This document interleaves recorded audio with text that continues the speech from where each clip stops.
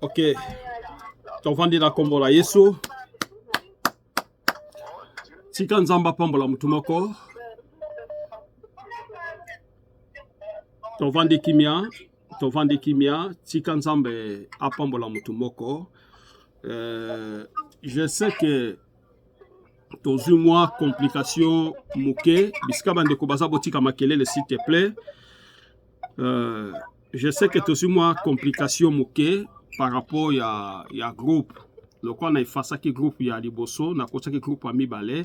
Alors, et c'est ça moi complication. Il y a besoin de un bamsou bimi bamsou katani, mais nous tous a toujours dans le même sujet. Baza koyo kapé baza kolanda biso. Alors, ce qui kola pesi biso grâce to ici, na ko effacer ba groupe wana nyonso na ko bandela pour epesa ba confusion te. Le quoi na zana ba numéro na biso nyonso na ko yeba ko prélever yango na tiango quelque part aller na bandeli groupe de façon que epesa ba complication te. Parce que groupe bato bazala ki moke mais hormone à participation ya bato bazo participer moke. Alors vaut mieux koza na groupe ya bato yo baza ko sala musala ya nzambe et puis baza ko s'évoluer d'une manière et d'une autre.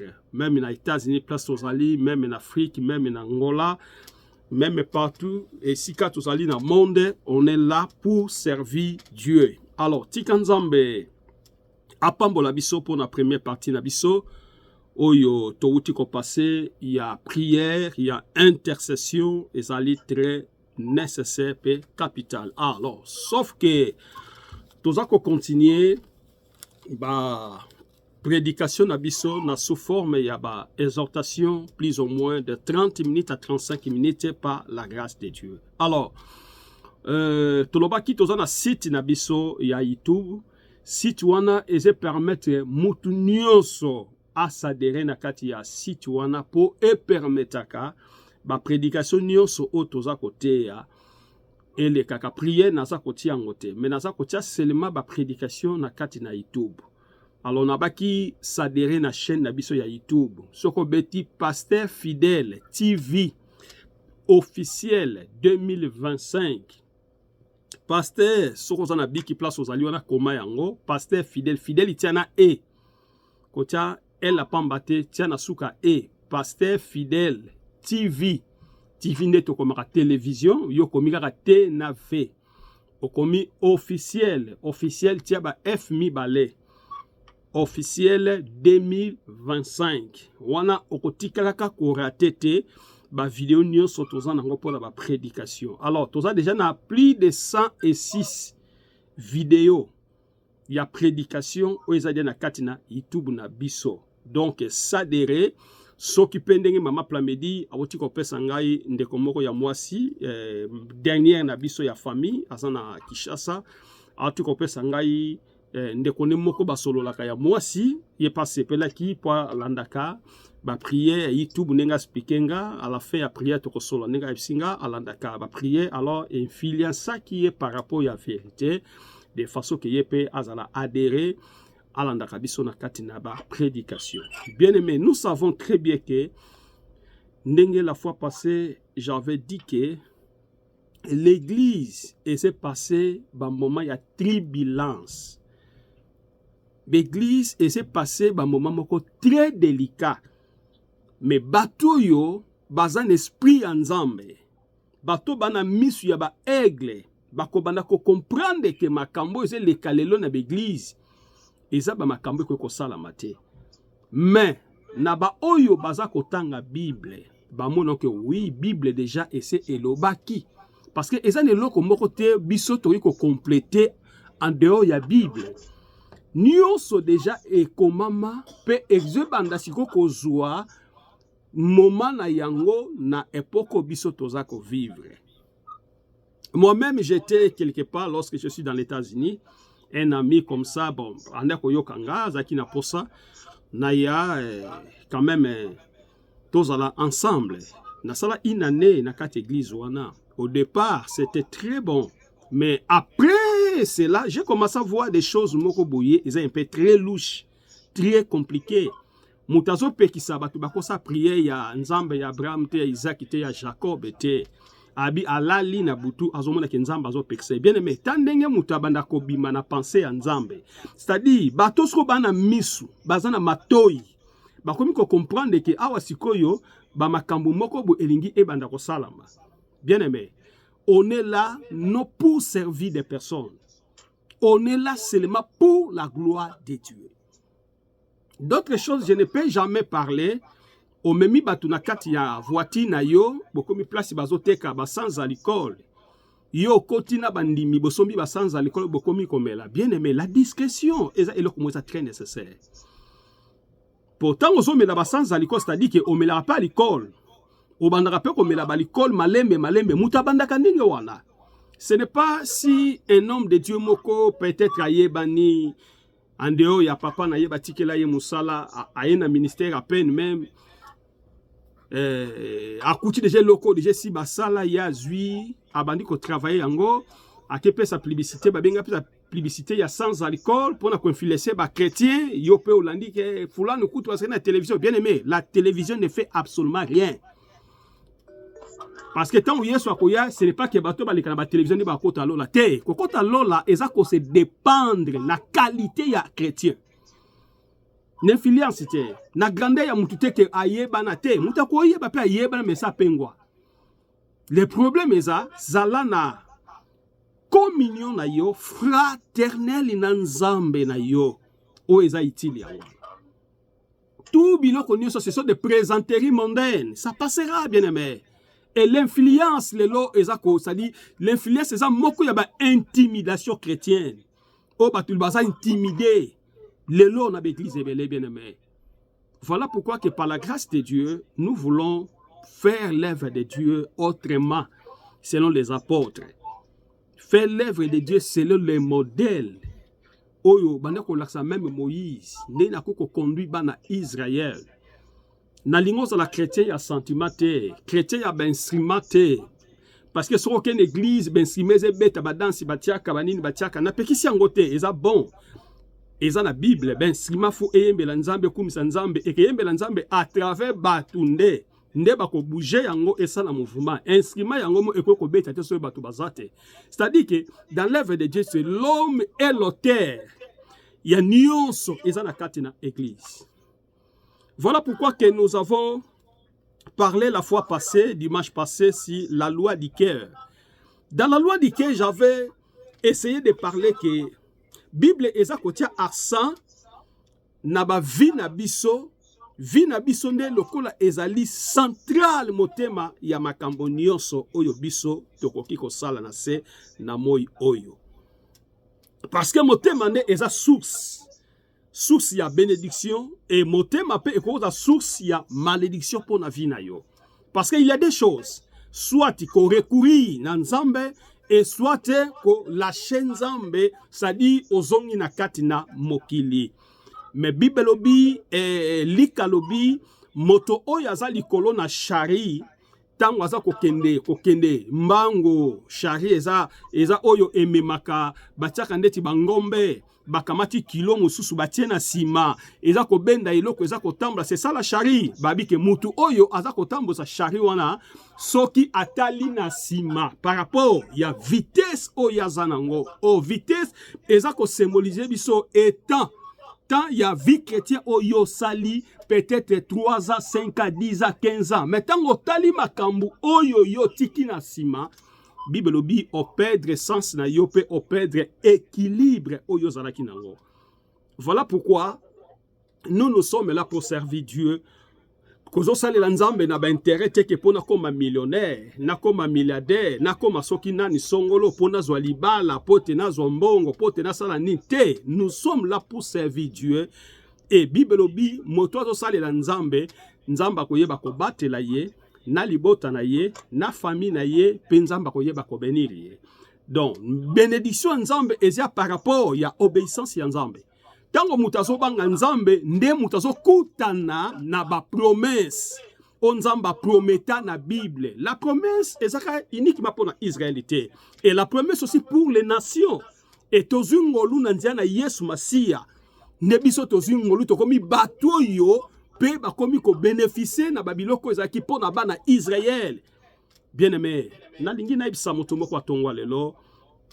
Eza na moto moko aza au-delà ya Christ aza te. Eza na moto moko aza au-delà ya Saint-Esprit aza te. Mais Dieu a besoin de nous. Bisonde, il faut te publier parole de Dieu. Bisonde sengeli to prêcher na mokili, to la kisabatuete.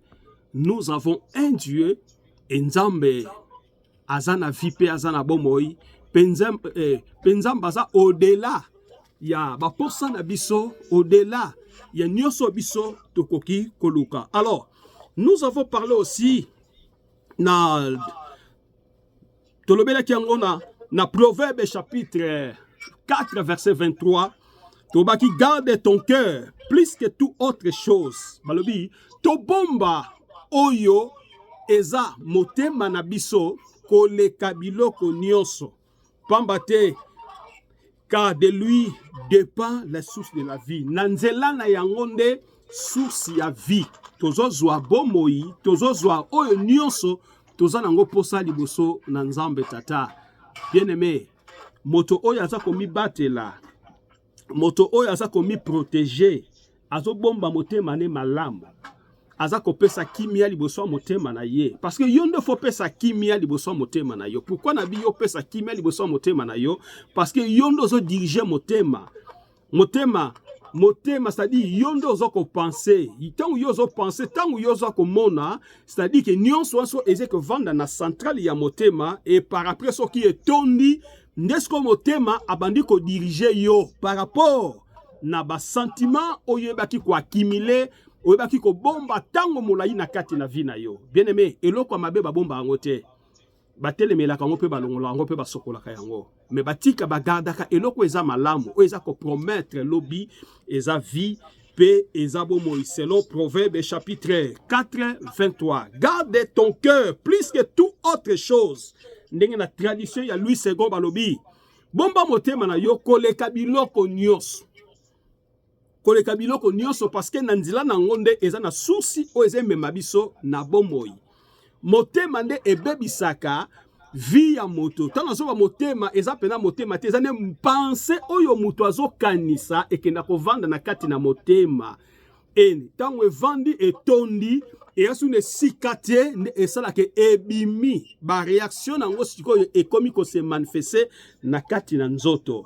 Nzoka nenzamba bengi biso nanzela na nanzela ba sentiment ya ba posa ya ba nzoto te menzamba bengi biso nanzela oyo eza kopesa biso bomboi. Alors nalobelaki cœur et parole motema nde ezwaka ngolu ya liloba tangu eza kotonda et Bible elobi na biso de l'abondance du cœur que la bouche parle. Ya ona lobaki ete tango za ko accumuler makambo na kati na motema na yo yango nde ekoyeba ko benga baposa oyo esengeli yo oloba po motema so ese tondi ekoka lisusu te bien aimé. Motema soki etondi ekokaka lisusu te bien aimé ekesenga ebimisa oyo eza na kati nango ekoki kobimisa eloko ya malamu ekoki kobimisa pe eloko ya mabe parce que yango nde eza ko provient kati na bomoi na biso. Mais Dieu par son amour alingaki biso mingi. Nzamba zo lingate biso pe alingaki te biso totikala na vie o tozalaki nango ya kozanga koyeba nzela ya bomboi.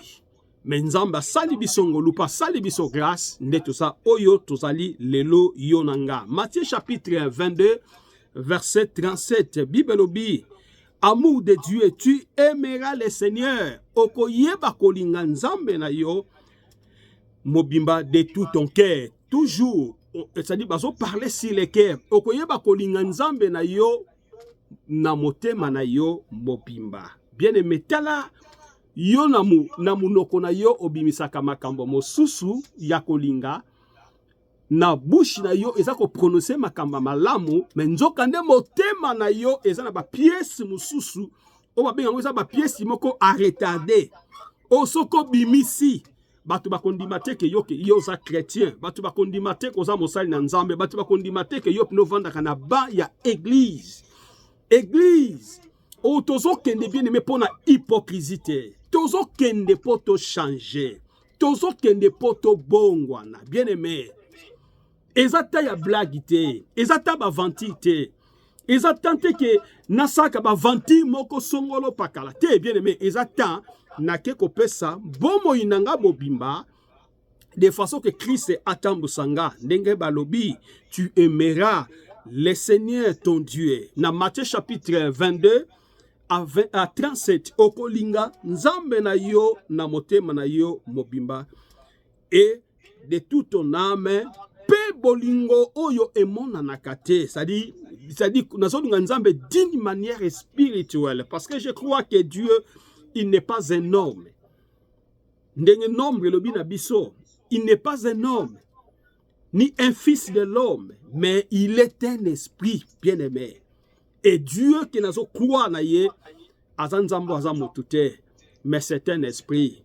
Nebsaki biso la semaine passée sur la dispensation de la grâce, nzambe andimaki kolata nzoto ya moto, kobotama, nanzela na Marie. Le même Dieu oyasaki likolo, mais andimaki alata nzoto ya bomoto abota mananzela na Marie de façon que aya atalisa mokili pamba te mokili eyebaki kobunga. Nasplikaki biso yango na Ézéchiel sokotangi na Ézéchiel chapitre 12 Esaïe 14 Ézéchiel 28 bien aimé oko trouver esika wapi mabe et bandaki pe lelo to komi bato baza ko sibi malédiction yakala mais Christ aye étant que donc nzambe na kati na Yesu aye parce que ayebi que nous sommes des innocents mais toza couvrir na kati na malédiction ya bakoko na biso yakala alors toko tika na malédiction wana te aye ko sala lèvre ya dispensation ya grâce de manière que akende azala ensemble na bato à vivre, à prêcher, à koufa, mais à former bato, batalisa mokili bien aimé. Et là nous sommes des adhérations, c'est-à-dire badere na kati na vision ya nzambe tozu ngolu o même Israël ba rejetaki yango mais biso tozu ngolu lelo ya kokoma ba Kristo na nzela na Yesu Masia. Donc Christ aza muninga na biso te, c'est un Dieu. Il s'est manifesté dans la chair pour racheter biso nanzela yamabe. Et Bibelobi racheter le temps et que les jours sont mauvais. Bien aimé, Kobanda Christ ayaki akufi ya zongi.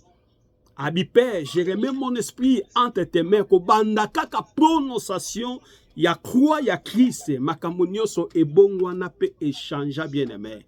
Sokozo demeurer na kati na masumu parce que toi tu aimes les péchés.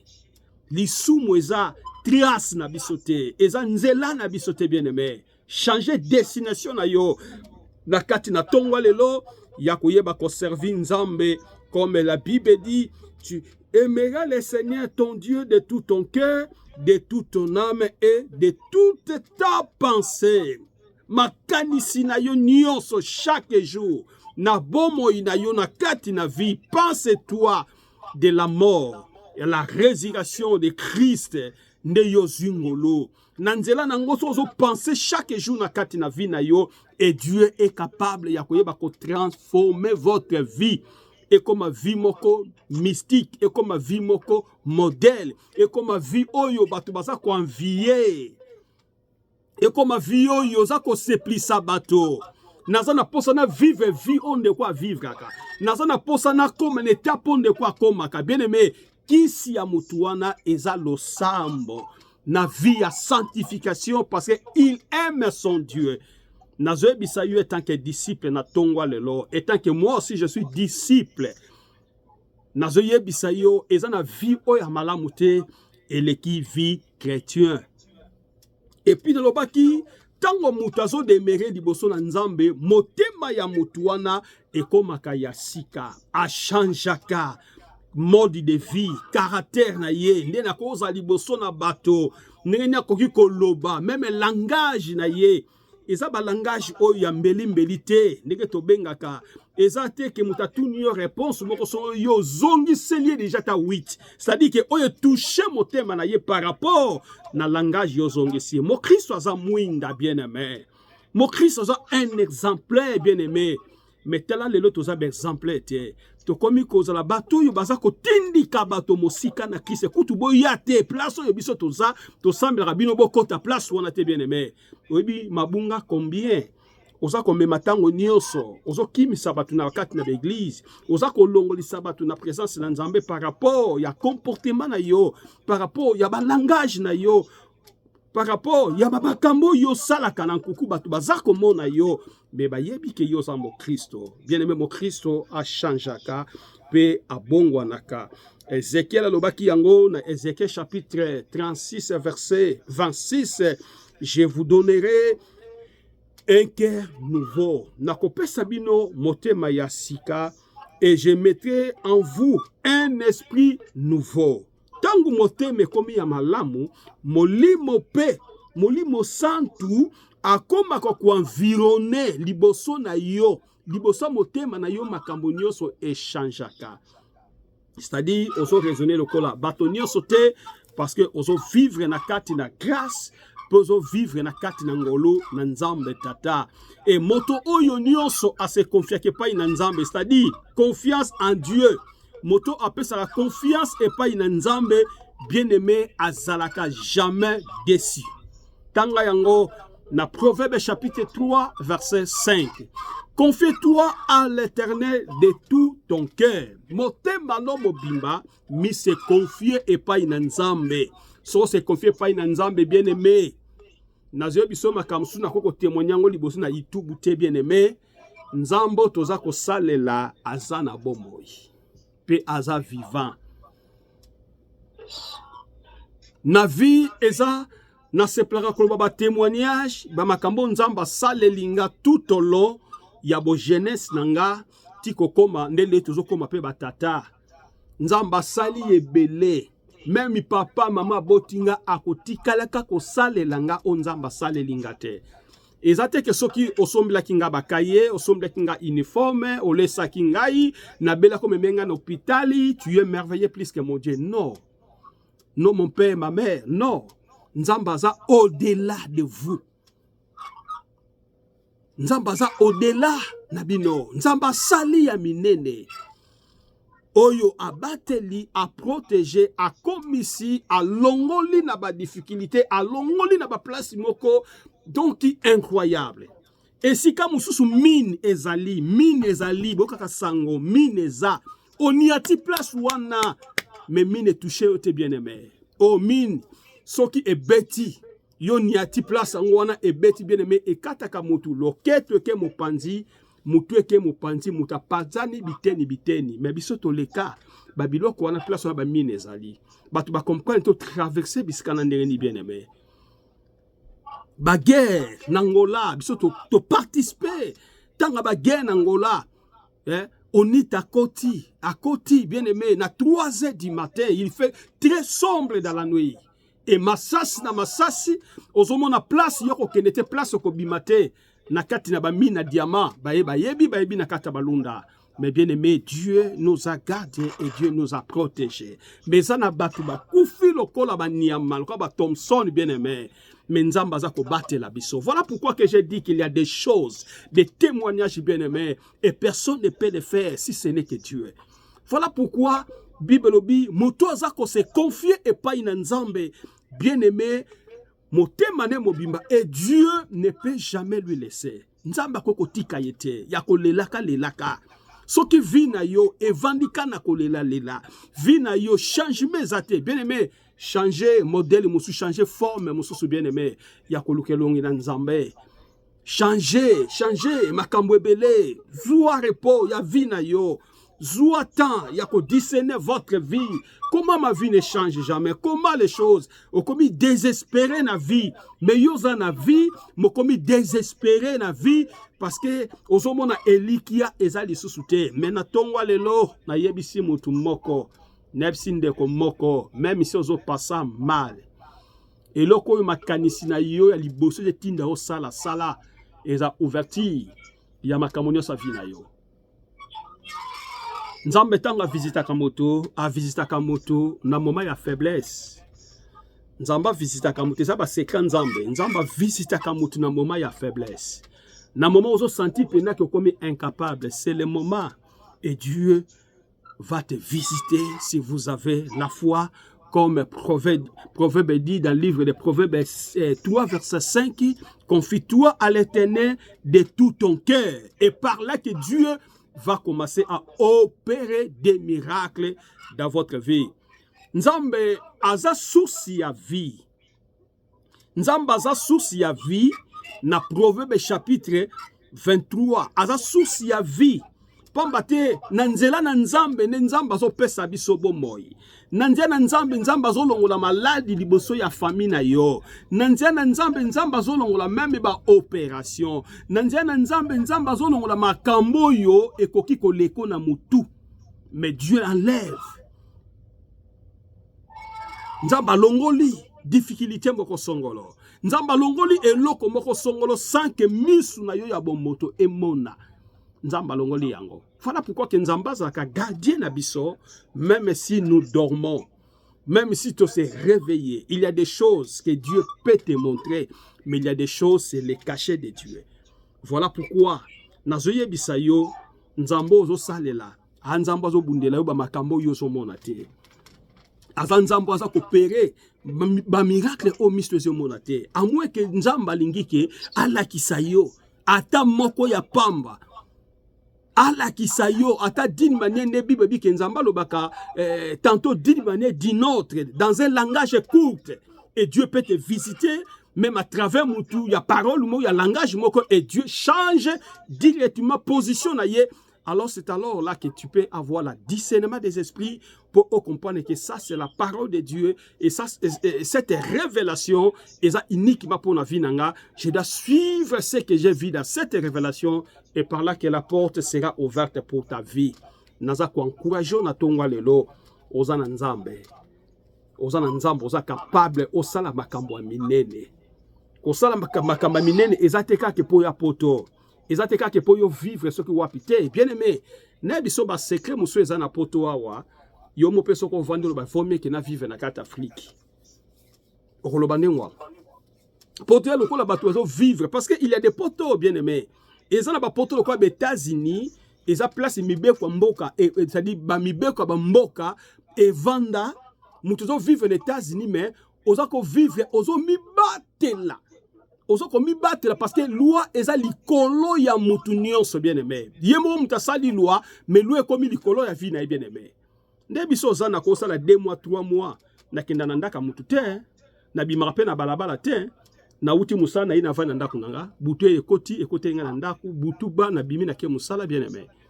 Na voisin bokuta bopesa na bambote, bien aimé. Place ba troupement tozala kate. Même ba fete sala maka aw na kata mboko tozali awa fete sala maka suka 21 fete sili. Oh bobala na kisuka 21 bakuta sala eza vide. Police kuta akomate. Police kuta akomate déjà que bino moko déjà que sera bokomi 20h. Bo pesi annonce déjà que à partir à 20h30 mutu moko tatika na kata sala. Bien aimé, c'est ça la loi.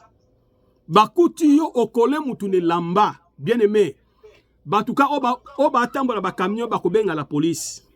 Basimba ka mutu na nzoto te. Ata mutazana nyongo na yo bengane l'état kati la bino likambo. Bien aimé. Nazoye bisabiso eza bisika mususu okei oza ko envier yango, mais bato ba vivre kuna ba mweki neti bana kata prison. Bana prison libre pour tout le monde, bien aimé. Alors, ce qui biso bato to komi ko vivre na vie chrétienne modèle wana, bien aimé, nous allons voir la main de Dieu. Peut-être comment la bénédiction nzambe et kozala liboso na biso. Bien aimé, il y a beaucoup de choses à parler. Beaucoup de choses à parler concernant ce que nous avons déjà parlé. La loi de son Dieu est dans son cœur. La Psaume 37, verset 31. Mais voici l'alliance que je ferai avec la maison d'Israël après ce jour-là, abitala kobanda mukolo wana, bolingo nzambe asalaki alliance na bana ya Israël na kati na mitema na bango. Bien-aimé, libota o eza ya nzambe, nzambe ayebaka ko protéger bango, que ça soit problème ezali, mais nzambe ayebaka ko régler na peuple wana na autrement, d'une manière mususu. Et nzambe pe ayeba ko punir. Après avoir Israël kobima na kati en Égypte, vous savez que va traverser la mer Rouge. Va traverser la mer Rouge, mais avant de traverser la mer Rouge, vous voyez que bana Israël va comme ça va vodor na absence de Moïse, ba tikala kina Aaron va imposer Aaron. Et lelo ba Aaron ba ça ba quatre l'église na biso. Lelo ba tout ba fidèle ba comme quoi imposer pasteur. Ce sont des Aaron o bango balingi ba sala. Ba komi na makambu ya ko imposer, ya intimidation, même ya basali na nzambe. Ozo sala vi moko ezali ya malamu te ya salite, pasteur apesi yo conseil o vi te libala na ngai na longoli yango na mimio pa ya tel pasteur. Na kesa libala na nga kuna. Bien aimé to moni ba biloko wana belé. Poni ni ke pasteur wana biki na condition zo balela, eza condition malamu te. Mutu wana azana mwasi musu na ndako. Azana famille, yoza ko accepter pour qu'il n'ait mariage. Non, chez moi ne passe pas. Mais à quel n'est pas pasteur moko pour azana pour ça influence l'église. Ba ki ba mariage ça na bien aimé. Ce sont des arons.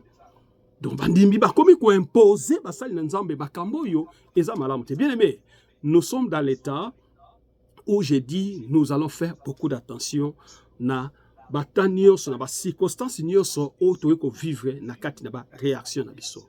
Même les pasteurs, biso basala nzambe lelo, mutoza na zemi aye asali mariage pasteur pa yebite. Tam sou pa yebi me ba krouvi, bien aimé. To krouvi yo, mais nzambe azomona. Et ko sa mane ngwana te. Et ça pe na méthode musu na formule musu ko sali kambo wana, quand même les kapena ndemo ya malamu bien aimé mais na forme wana te. Bien aimé, nous devons construire une bonne alliance. Alliance oyo eza boyokani ya malamu na nzambe. Nzambe a rejeté bana Israël parce que ba komaki ko servi ba nzambe musu ba vodor en imposant Aaron, faites-nous un autre Dieu. Nous avons fatigué le Dieu de Moïse. Bien-aimé.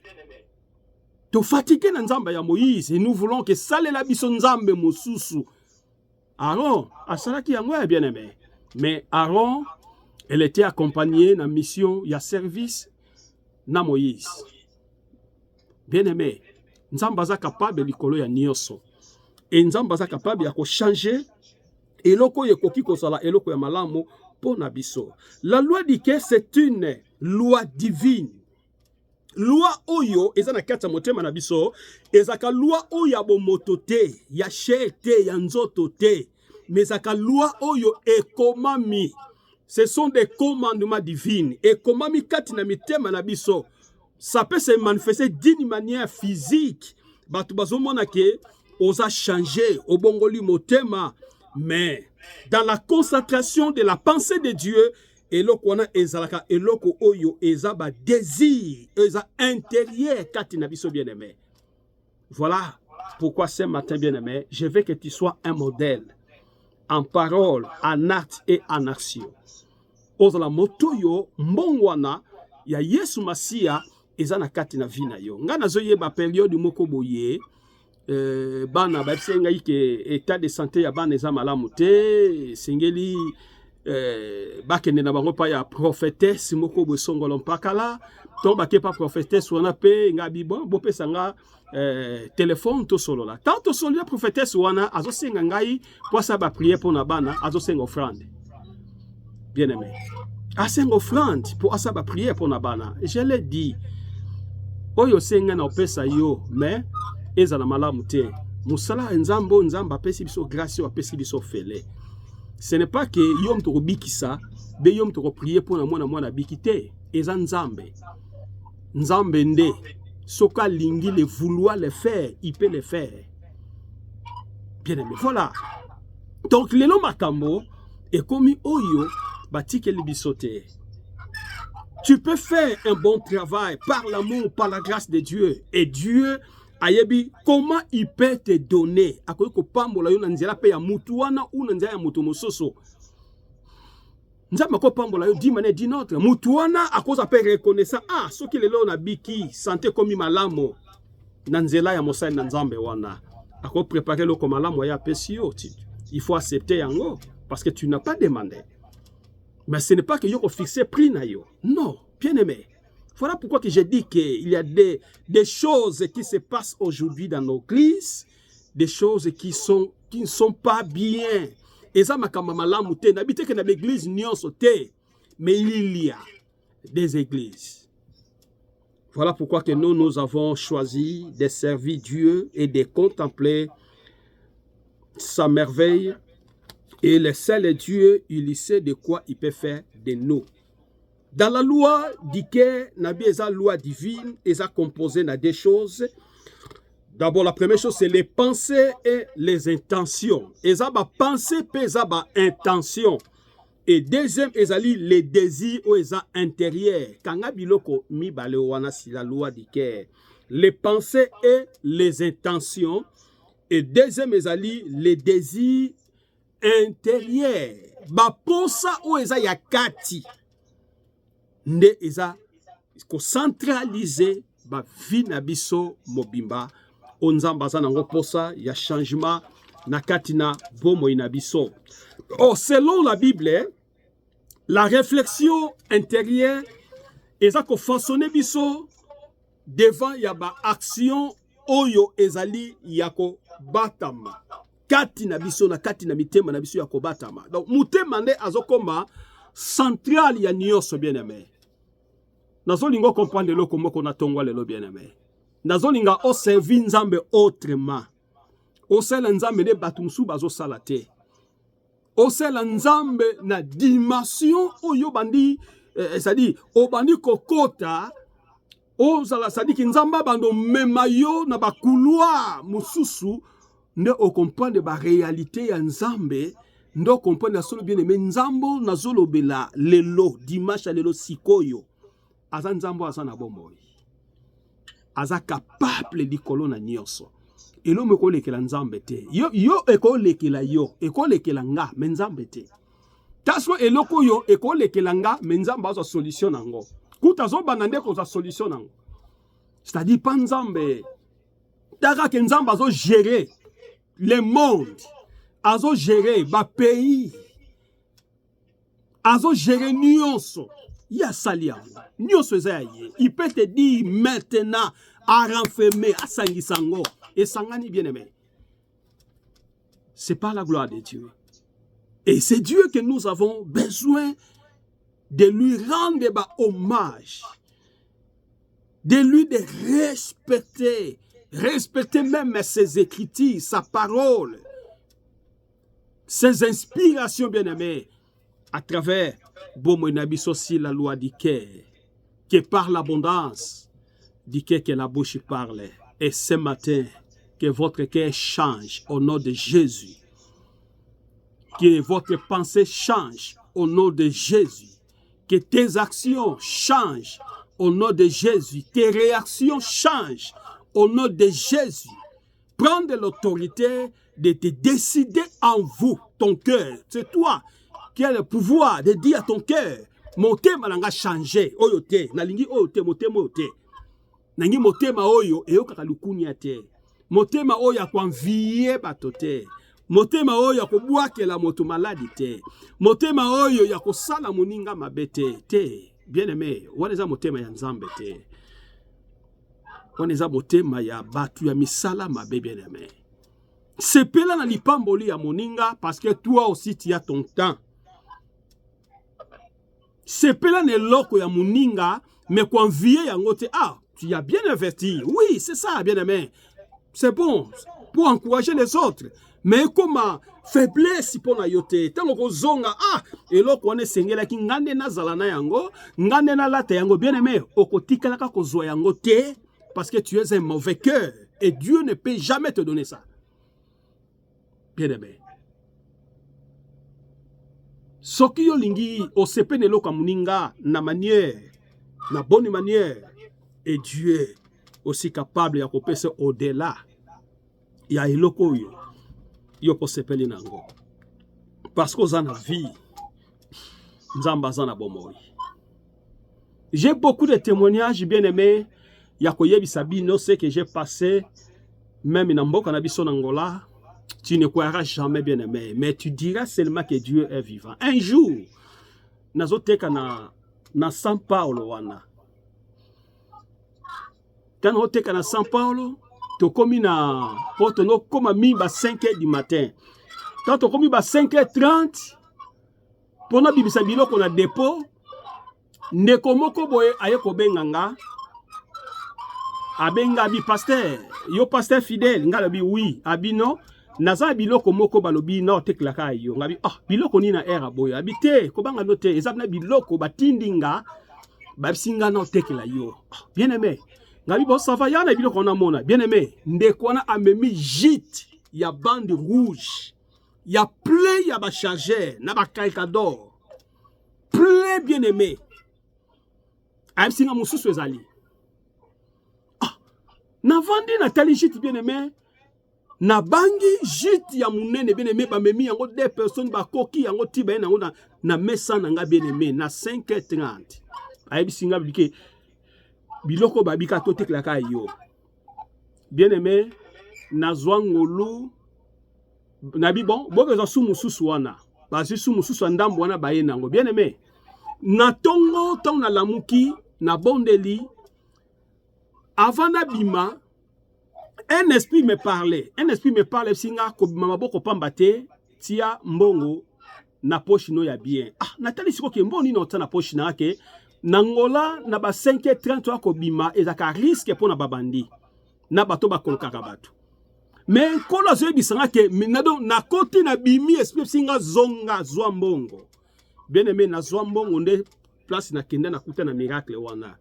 Ba charger wana yangwe sunganga na vie. Et matisinga mbala moko na komi kosomba ba 100 kasha ya biloko. Bien aimé, nazep sabino na bandaki ko banga mais un esprit eza ko tranquilliser motema na ngabi lata kimeza yo. Ngabi ba ko memela nga ba soda te ba koyela nga yawa. Mais un esprit me parle somba. Tu auras la paix, personne ne te demandera. Bien aimé, na bandi koteka biloko wana na mwasi na ngai na noka mwasi na ngai na baleki na ngai na plisi mwasi aleki na nga na kaboli bango biloko bien aimé yango esalanga na chanjaka. Bien aimé, na l'action soki muto atambo na nzambe, Dieu est capable de bénir. Bénir aucun église te pour sengi bambongo ba père de fond le kuta te. Nzamba na forme musoko ko bénir yo bien aimé et puis eloko wane memi yo musika. Donc eza eloko oyo esombela biso billet pour lobito ya Brésil. Eza nzela nango kaka nde aider biso to sala na Brésil pendant 8 ans. Na ba société et permettre biso lelo peut-être kokoma bisika to vendre na 4 États-Unis. Bien aimé, c'est ça la main de Dieu. Naza ko supplier yo. Kangama na nzambe. Nzamba za capable. Ya ko changer vie na yo. Nzamba za capable. Ya ko changer okutu yo zo penser te. Mais nzamba sali po na vie na yo. Voilà pourquoi j'aime témoigner ma propre témoignage. On a vivre dans le ministère, on a vivre, bien aimé, il y a plusieurs choses. Avec le temps que Dieu nous aidera, yakope sayo makasi, yakope sayo courage, yakope sayo boigne spirituel, yakoume la nzambe. Nzambe nakoma tata, akoma mama, akoma koko, akoma ne famille, ya vina yo mobimba tia ko kitana sa mabele. Kotika nzamba ta mokolo moko te na vina yo. Sozo tambola na solo, oso respecter la loi de l'écriture, oso respecter la divinité de Dieu et Dieu va te bénir. Parce que liloba oya lobi aloba ki on pona banzetete mais alobe la kinde biso. Moi et ma maison nous servirons l'Éternel et par là que la bénédiction de Dieu et koyeba ko surmerger na katina bomoina biso. Bien-aimé, que l'esprit du Seigneur ezala moko ya grandeur na kati na vie na yo mobimba oyeba kosalela nzambe nzamba transformer votre vie nzamba changer modèle na yo ya ko vivre makambo na nyonso ya vie na yo na tongo lelo nzamba fongola ba canal ya bénédiction na kati na vie na yo kangama na nzambe et Dieu alokola mai ya océan alokola mai ya source bien-aimé mutako kanga source ya mai te ata soko kangi yango que déborder c'est ça la voix du Saint-Esprit. Si tu habites avec le Saint-Esprit, le Saint-Esprit va déverger, c'est-à-dire akoyeba ko et place au bakanga ka koyeba ko fongolango parce que oza moninga oyo olingi osala na ye alliance ya solo na tongo lelo to suki servi, c'est-à-dire selon la Bible la pensée que c'est-à-dire ya mutu o asa ko se réfléchir kati ya motema na ye mobimba nzambe a changeaka makambo ebele na kati na vie na yo. Yo changeaka pona ko bebisa bana baninga. Yo changeaka pona ko tela batu ba poison. Yo changeaka pona ko kotisa motema ya haine. Yo changeaka pona ko bwaka maladi bambasu. Yo changeaka pona ko sala bani bien-aimé motema se beba yo se yinda yo. Oh, eloko eza na motema ebimaka même ne longi ya motu. Na mutu aza spirituel akomona déjà que votre face eza correspondre na âge yoza na ngote parce que le mal tango akimila kana vie ya motu et comme ça mutu mobange et comme ça mutu mokolo parce que mabetondi na kati ya motema na yo mais tika voix ya Saint-Esprit eza la voix moko ya malamu ya kofongola ba ouverture nyonso na kati na vie na yo o vivre ba merveille ya Nzambe yo mutu kolanda biso partout dans le monde. Nous sommes là dans les États-Unis, dans un groupe de réflexion divine où il y a tous unissons pour servir Dieu. Tous unissons pour servir Dieu. Bisonio soto sangana poto servir Nzambe partout. Na océan, na Asie, na Amérique, na Afrique, partout yozali. Sokozana posa bako makombo na yo bakotisa kombono na kati na groupe. On peut si numéro de téléphone na yo mais on peut si numéro de téléphone na nga poso ko bengi nga expliquer ngai directement on peut si kombo na yo ba ko kotiso na kati na groupe oyo dimanche nde tozalaka tokuta na kana 1 heure du temps ensemble avec le Seigneur. Numéro na ngai +1 207 252 57 22 +1 207 252 57 22. Donc benganga seulement pour makambo etali makambo na Nzambe na makambo mususu ko benganga ite. Voilà ce que Dieu apportaki biso na kati na tongo ya lelo tika Nzambe tata abatela yo abatela libota na yo ozobanda dimanche ozobanda plutôt que dimanche à lelo ozobanda semaine ya sika tika Nzamba za la hauteur ya semaine mobimba na kati na vie na yo o vivre miracle na Nzambe. Amen. Kangamiso pesa Nzambe merci. Loba Seigneur, je fais que cet message que je viens d'écouter qu'il soit écrit dans ma vie. Na pratiquer ba ligne de conduite. Oye ke memangai na vive grâce pengolu na yo.